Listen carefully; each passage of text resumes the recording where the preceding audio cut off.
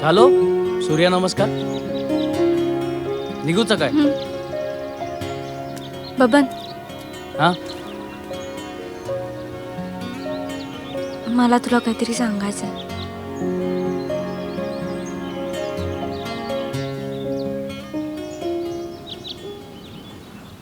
Sorry, मी तुझ्याशी खोटं बोलले.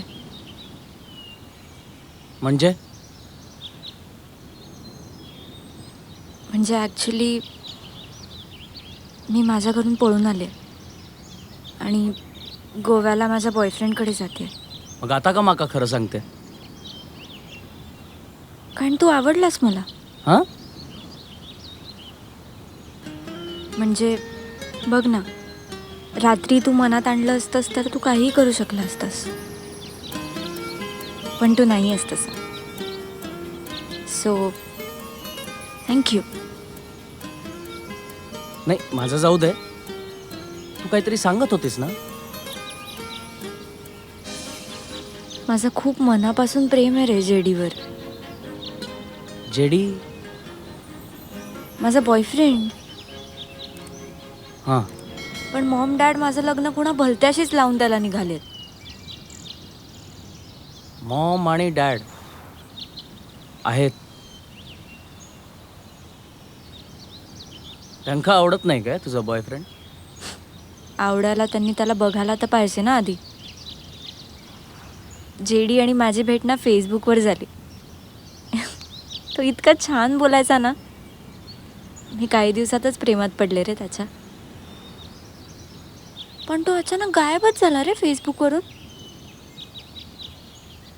मग काय, सगळं परत आधीसारखं. आणि तेव्हा आयुष्यात साहिल आला. आता हा साहिल कोण? माझा दुसरा बॉयफ्रेंड. लगेच दुसरा बॉयफ्रेंड?